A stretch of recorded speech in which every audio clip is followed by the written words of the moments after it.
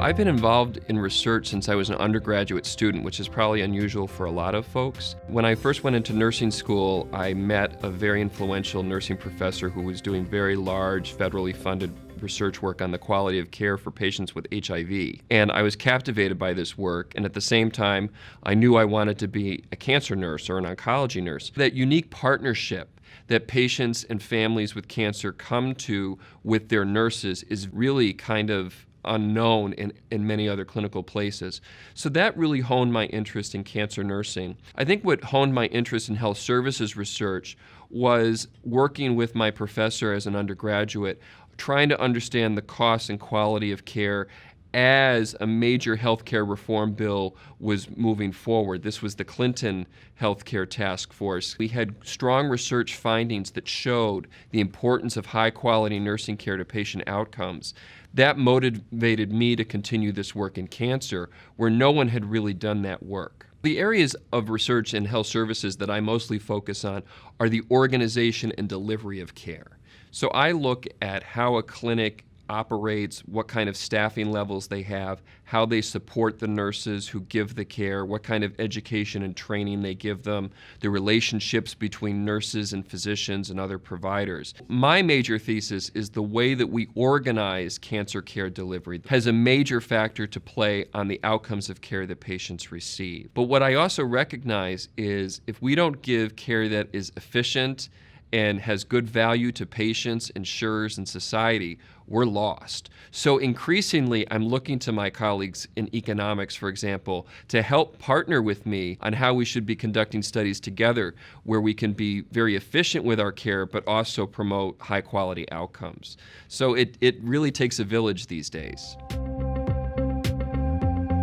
The most important issue in healthcare today, from my point of view, is how do we deliver high-quality care, care that we want for our loved one that is delivered consistently each and every time to each and every patient at a price that this system and this society can afford. And we're going to need to look to health services researchers for those answers. We've tried it with clinical trials. We've tried it with rigorous science, and we've not gotten the answer. That's the challenge we face.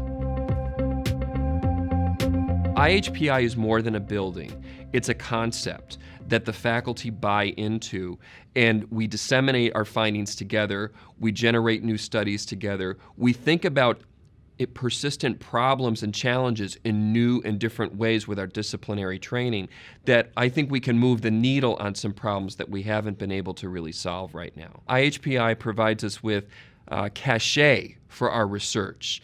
And I think our peer reviewers at federal grants and foundations recognize what we bring to bear. So that's one important asset that IHPI brings. I think the second one is the connection to policy. Very soon, I'll be going to Lansing to talk about some of my work on hazardous drug handling and oncology nurses. And some of the tools and resources that IHPI has put out there on how to write a one-pager, how to talk with members of Congress, how to talk with members of the media about challenging scientific topics has been very valuable as I prepare for that work.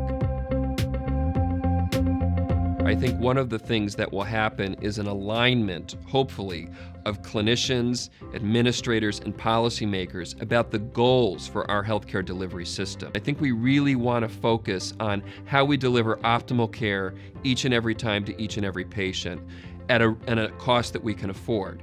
And if we want that goal, then we're going to need places like IHPI, first of all, to identify the problems, and B, identify the solutions, and test those solutions in the real world.